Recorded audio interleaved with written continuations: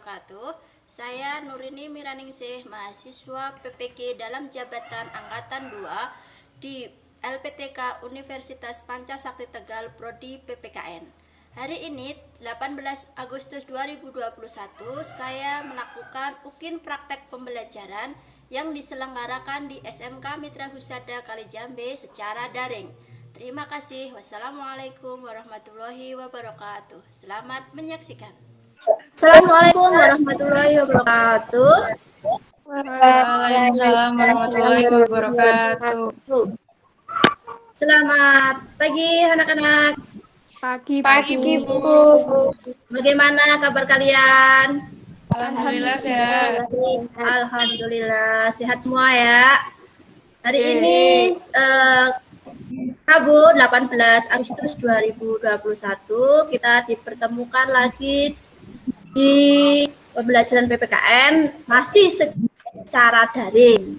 Nggak apa-apa ya. Oke. Sebelum kita mulai, kita terlebih dahulu berdoa. Silahkan dipimpin ketua kelasnya, Mbak Puji ya. Oke, silahkan Mbak Puji pimpin berdoanya. Untuk mengawali kegiatan pada pagi hari ini, marilah kita berdoa bersama. Berdoa mulai. Berdoa selesai. Alhamdulillah. Nah, semoga dengan awali dengan doa akan memperlancar kegiatan pembelajaran kita hari ini dan juga akan membawa manfaat pada diri kita semua ya. Oke, presensi secara online sudah saya kirimkan di grup kelas. Hari ini saya coba cek secara fisik apakah semua sudah hadir begitu ya. Oke, yang pertama ada Mbak Anggun hadir. Hadir Bu.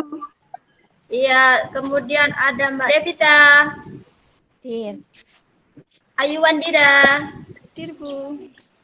Hadir. Mbak Leanti. Mbak Puji Wulandari.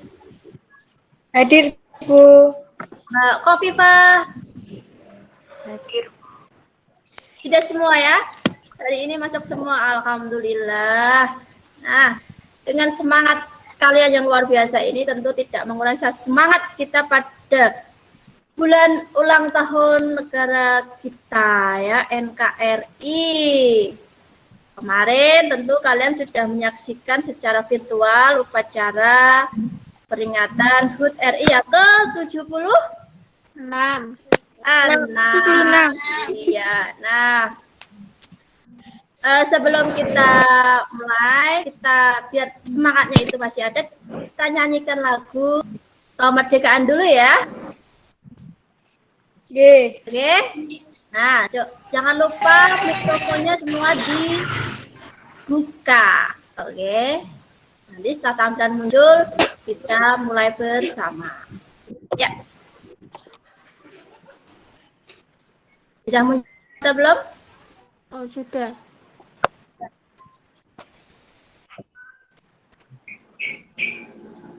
Oke. Nah, kita play ya.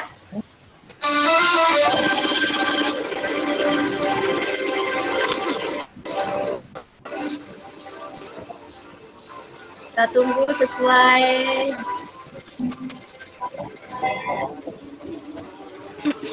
semangat. 17 Agustus tahun 45 itu hari kemerdekaan kita, hari merdeka nusa dan bangsa, hari lahirnya bangsa Indonesia, merdeka sekali merdeka tetap merdeka, selama yang masih di tanah badan. Kita tetap setia mempertahankan Indonesia. Kita tetap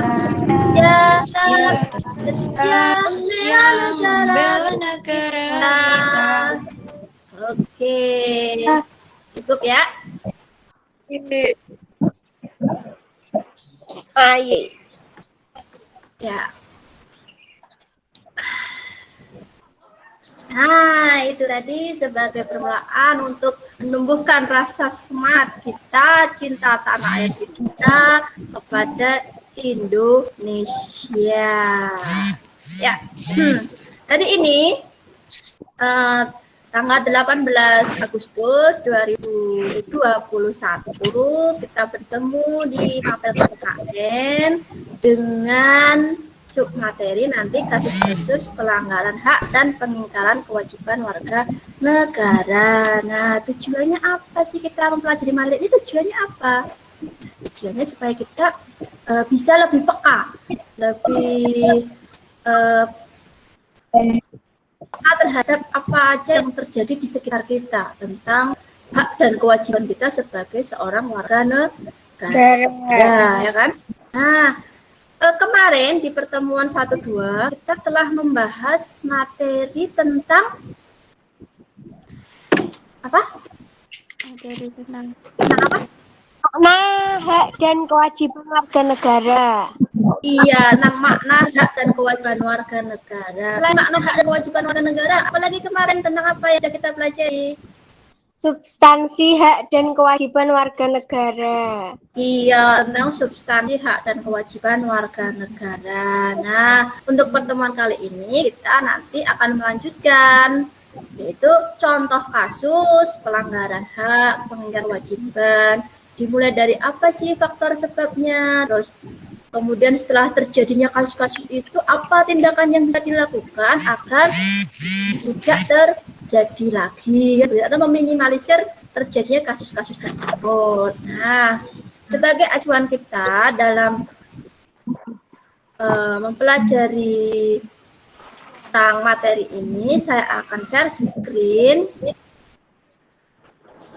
KI, KD dari kasus-kasus pelanggaran hak dan pengingkaran kewajiban. Ini ya. Kasus pelanggaran hak dan pengingkaran kewajiban warga negara. Dengan kompetensi dasar, yaitu menganalisis nilai-nilai Pancasila terkait dengan kasus-kasus pelanggaran hak dan pengingkaran kewajiban warga negara dalam kehidupan berbangsa dan bernegara. Dengan 3 indikator di kompetensi pengetahuan, ya. Untuk kompetensi dasar yang keterampilan, yaitu menyaji hasil analisis nilai-nilai Pancasila terkait dengan kasus-kasus pelanggaran hak dan pengingkaran kewajiban warga negara dalam kehidupan berbangsa dan bernegara. Nah, ini ada 1 indikator. Jangan lupa KKM-nya berapa? 75. Iya. Nah, dari kompetensi dasar ini nanti pembelajaran kita hari ini menggunakan model pembelajaran problem based learning. Itu maksudnya nanti kita akan belajar bersama menyelesaikan sebuah contoh kasus atau permasalahan yang sedang terjadi di sekitar kita atau yang pernah terjadi di sekitar kita, begitu ya. Nah, nanti kegiatannya ada kegiatan diskusi dalam menyelesaikan atau menganalisis kasus-kasus tersebut, ya, dengan beberapa teknik penilaian. Nanti ada penilaian sikap dari kalian selama pembelajaran ini berlangsung. Apakah kalian aktif? Apakah kalian selalu disiplin dalam mengikuti pembelajaran kita hari ini? Kemudian ada penilaian tentang pengetahuan. Nanti ada kuis di akhir pembelajaran hari ini. Terus ada lagi 1 penilaian keterampilan, di mana nanti ada penilaian di saat kalian diskusi dan saat kalian presentasi. Paham ya? Ada beberapa penilaian yang akan saya lakukan nanti. Nah, oke. Sebelum masuk ke materi makna pelanggaran hak dan pengingkaran kewajiban, saya share screen dulu tentang video yang bisa kita jadikan sebagai stimulus respon kita, ya. Begitu ya. Saya share screen video dulu, perhatikan videonya nanti. Mohon diperhatikan videonya dan disimak dengan baik. Sudah cukup ya video tentang stimulus responnya tadi. Nah, dari video tadi yang sudah kita simak bersama-sama, kira-kira videonya itu tentang apa ya? Nah, apa videonya? Kemiskinan. Tentang kemiskinan. Ada lagi teman yang lain? Ada apa Mbak Lianti? Tentang apa?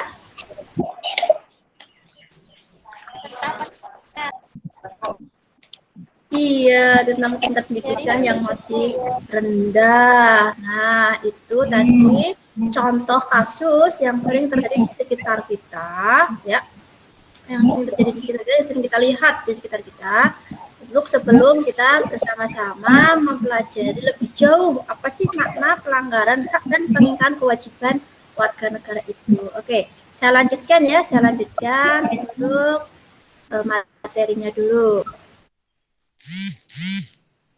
Makna pelanggaran hak dan pengingkaran kewajiban. Pelanggaran hak adalah setiap perbuatan seorang atau sekelompok orang yang sengaja atau tidak sengaja melawan hukum, membatasi hak seseorang atau sekelompok orang yang dijamin dengan undang-undang. Itulah makna pelanggaran hak. Sekarang makna dari pengingkaran itu yang seperti apa? Nah, makna pengingkaran seperti apa, Mbak Anggun? Ingkar adalah tidak menepati, Silakan Mbak Anggun. tidak mau menurut. Pengingkaran. Ya, terus? Dari kata ingkar, ingkar adalah tidak menepati atau tidak mau menuruti. Mengingkar berarti tidak mengakui. Ya.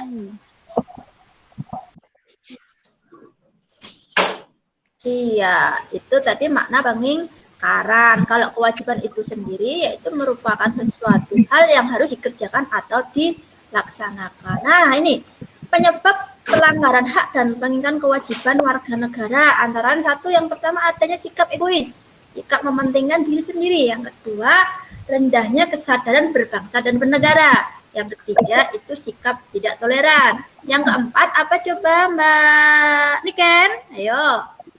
Yang keempat. Penyalahgunaan kekuasaan. Iya, penyalahgunaan kekuasaan. Yang kelima, Mbak Devita, ayo. Tidak tegasan aparat. Kelima. Ya.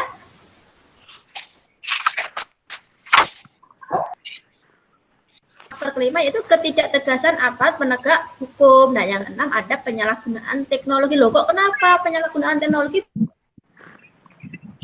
bisa menjadi salah satu penyebab pelanggaran hak dan pengingkaran kewajiban warga negara? Nanti bisa dibaca lagi di buku paket ya. Nanti itu ada. Nanti tinggal kita perdalam lagi maknanya.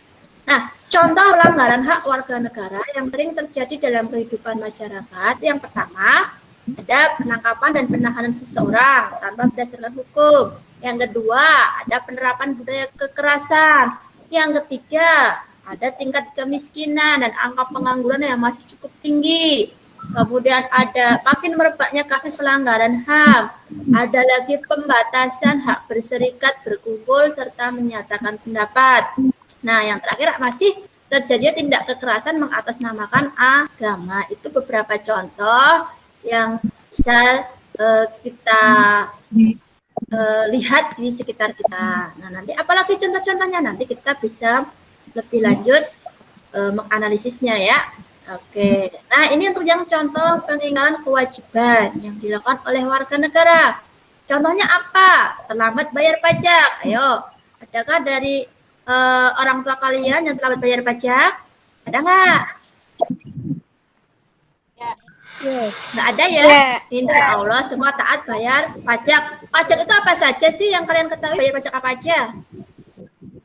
Tanah. Ya, motor, tanah, apalagi? Bangunan ya, pajak bangunan, listrik. Nah, itu semua kembali ke pemerintah. Untuk siapa? Untuk kembali lagi ke masyarakat. Nah, yang kedua ada merusak fasilitas umum. Coba kita lihat di sekitar kita itu ya.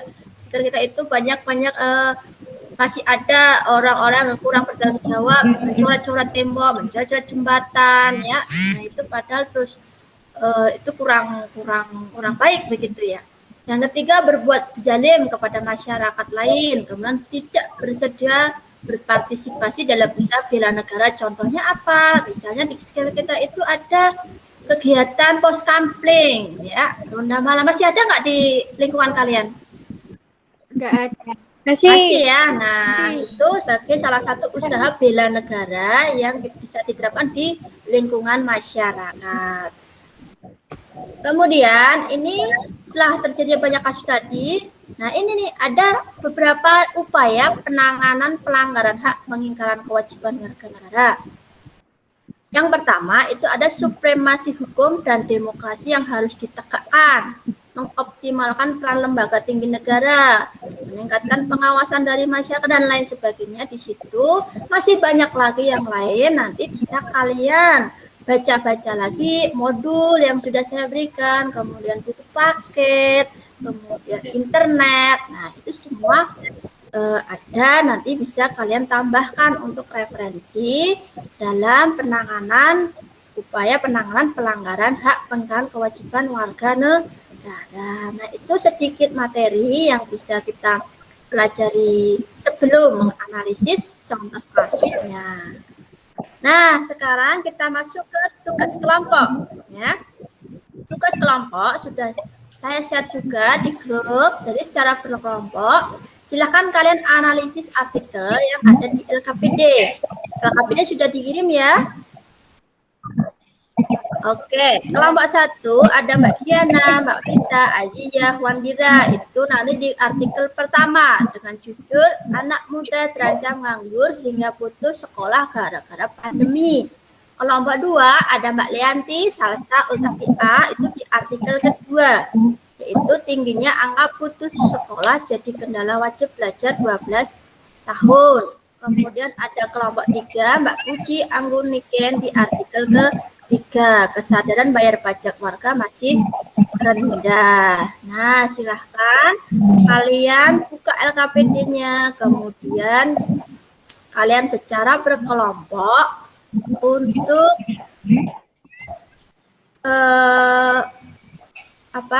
untuk berdiskusi.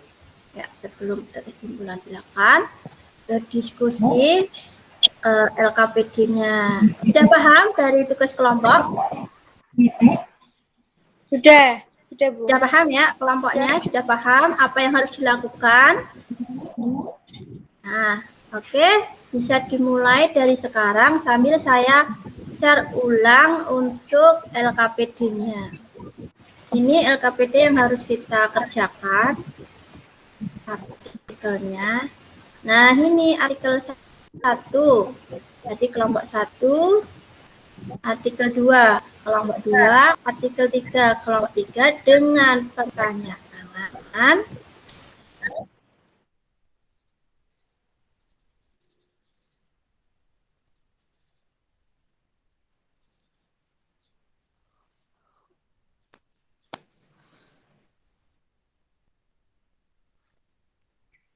Sudah siap untuk dipresentasikan?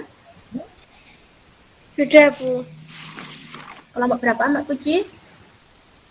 Kelompok 3, artikel 3. Oke. Kelompok 3 sudah siap. Kelompok 1 bagaimana Mbak Ayu Wandira?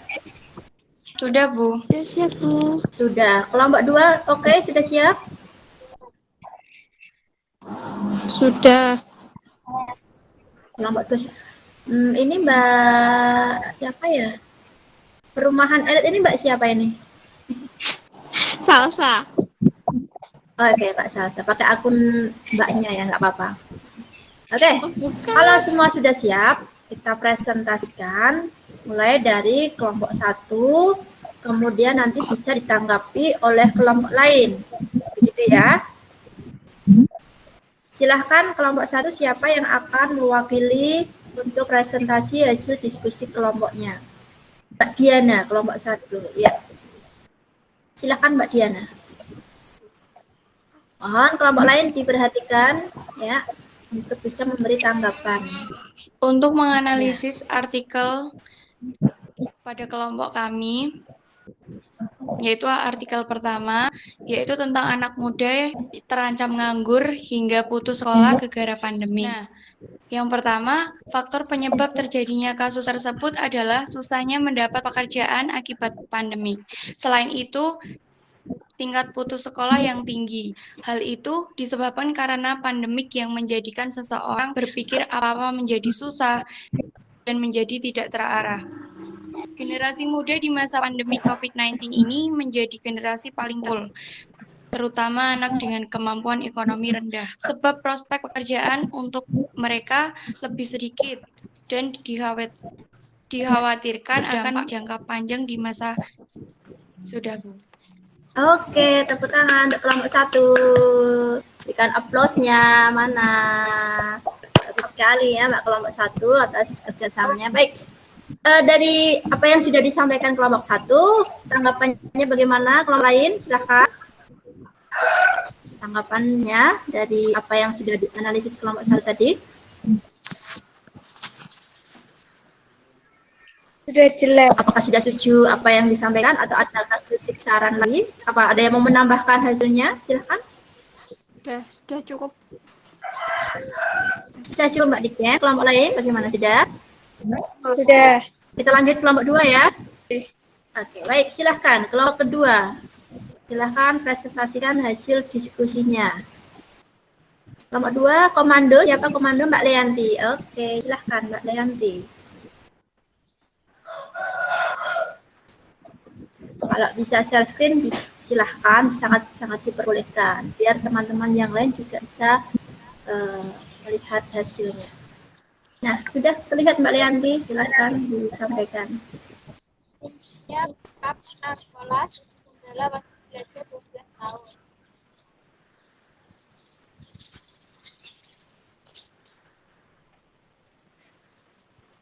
Faktor penyebab terjadinya kasus tersebut adalah masalah pembinaan keluarga.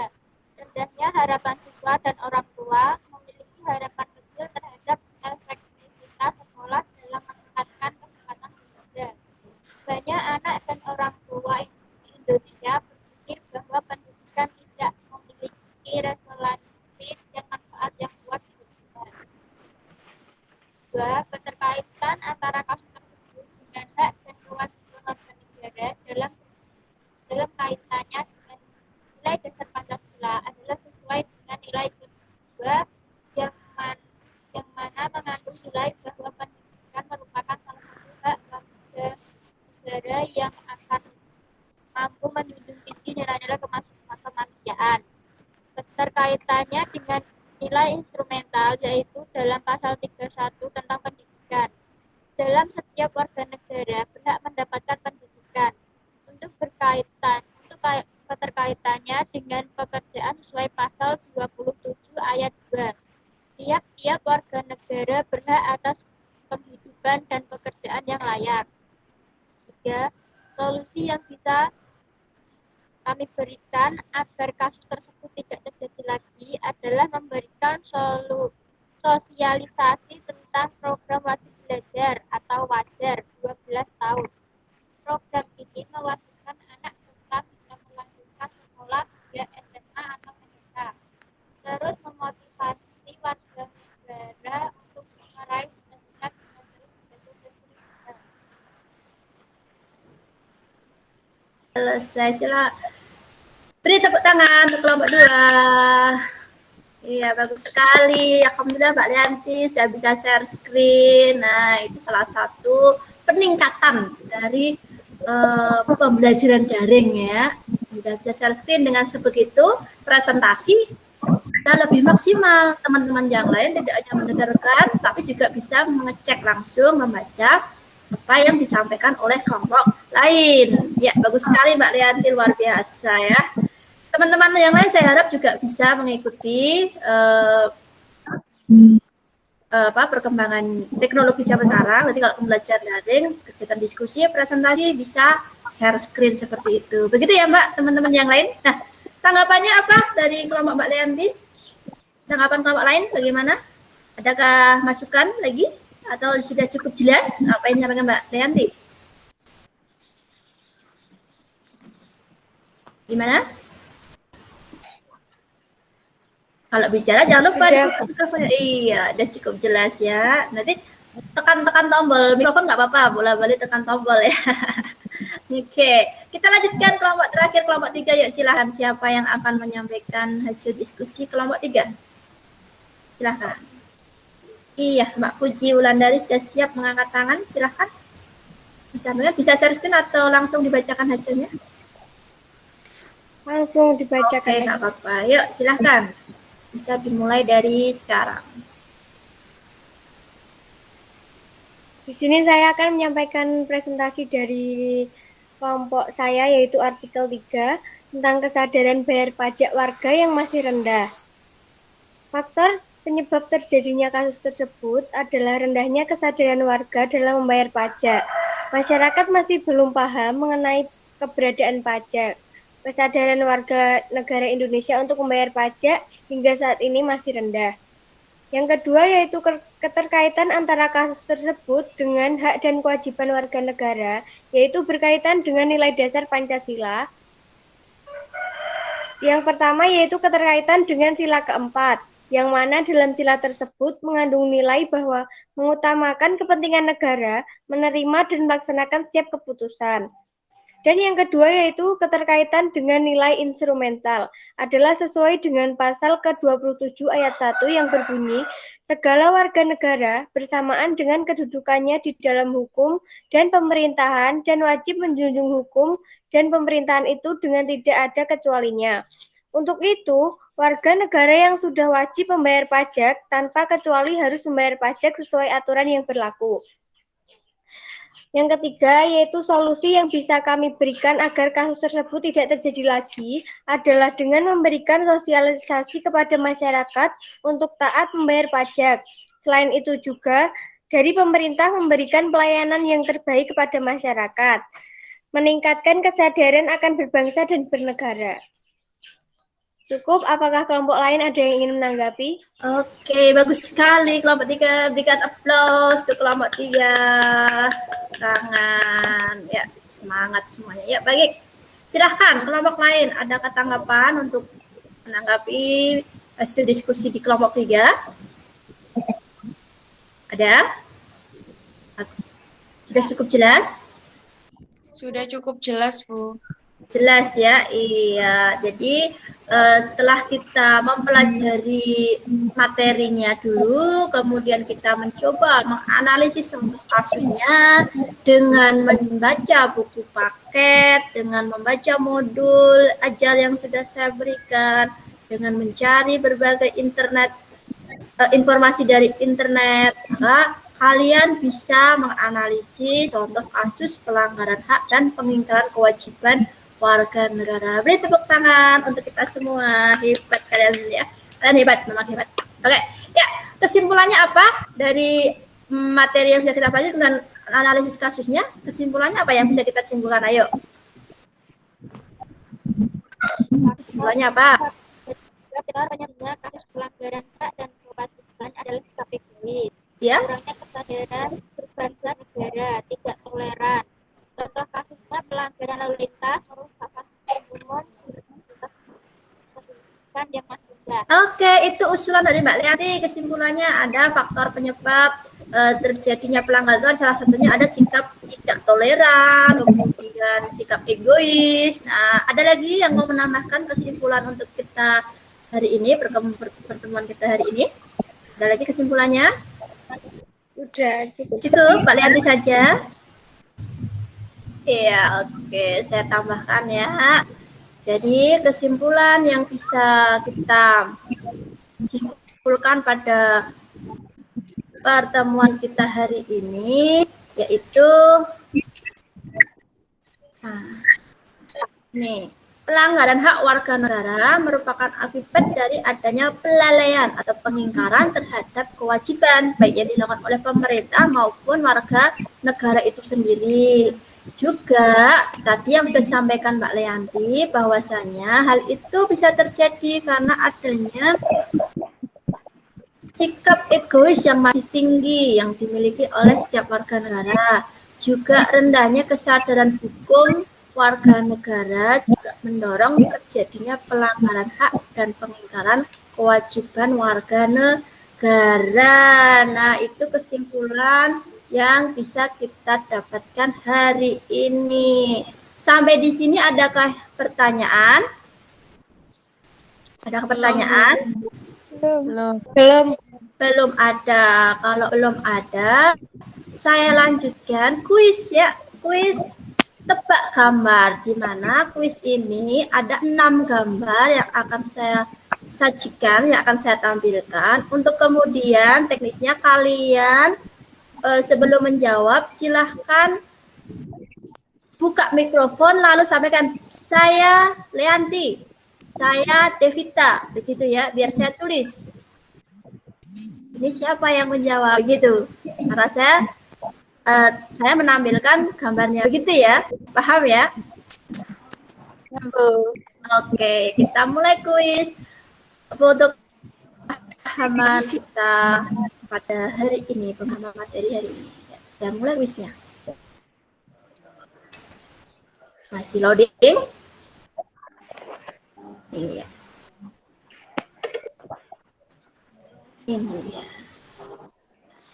Oke, ayo tebak gambar kait contoh kasus pemenuhan kewajiban warga negara di gambar yang pertama, sisi kiri. Mau kemana lu? Kaya harta, tapi miskin budi. Yuk, salah satu contoh penggan dalam bentuk apa? Puji Wulandari. Korupsi. Teman yang lain setuju enggak itu korupsi?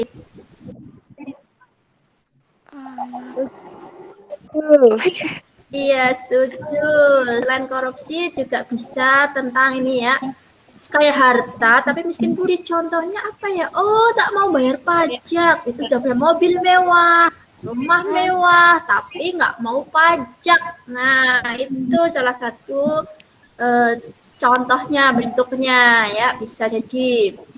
Kemudian lanjut gambar kedua yang tengah, siapa? Saya Diana, merusak Diana. fasilitas umum. Merusak fasilitas umum. Oke. Lanjut ketiga. Saya kanan. Siapa? Rebutan. Anggun. Jangan rebutan. Nanti masih ada 3 lagi loh. Anggun. Anggun apa sampaikan? Pelanggaran lalu lintas. Pelanggaran lalu lintas. Apakah kamu juga sering melakukan seperti itu? Tidak. Tidak ya, jangan dicontoh itu, kurang baik gitu ya. Terus kalau pakai motor, utamakan keselamatan, memakai helm. Kalau sudah umur 17, maka wajib membuat SIM ya. Lanjut. Ayo, sisi kiri, tebak gambar kasus pelanggaran HAM. Sebelah kiri. Gambar anak-anak itu. Ayo, apa? Anak-anak, Bapak Ibu, pinggir jalan. Siapa? Leanti ya?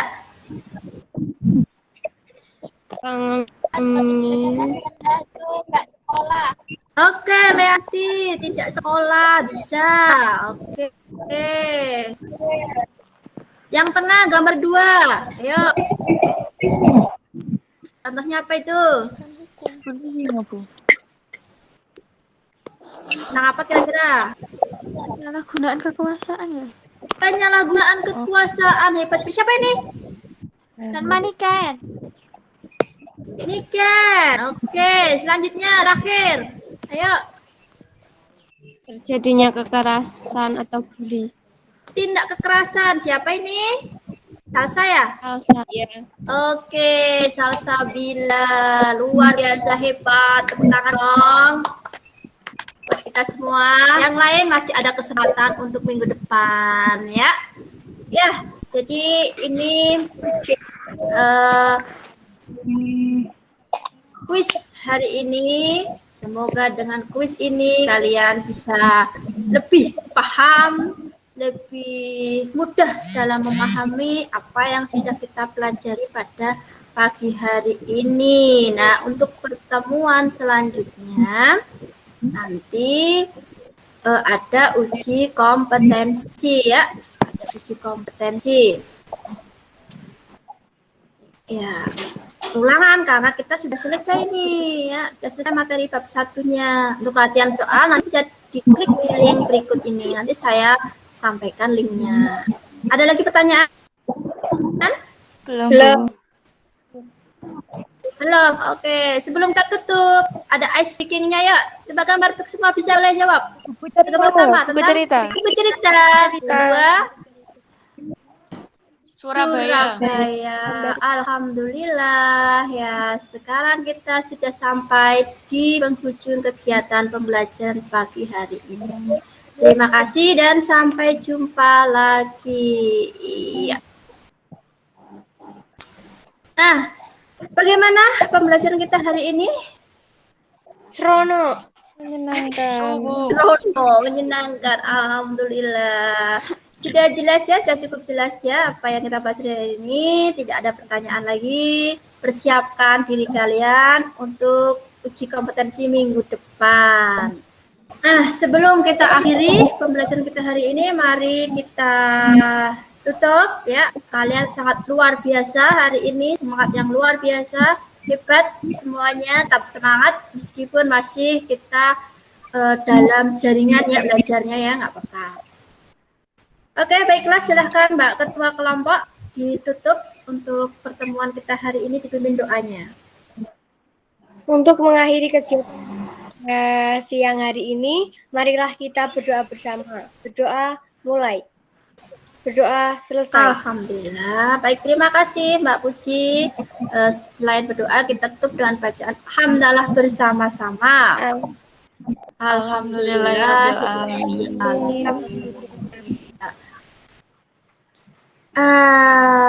Dari kami cukup sekian. Assalamualaikum warahmatullahi wabarakatuh. Waalaikumsalam warahmatullahi wabarakatuh. Semangat.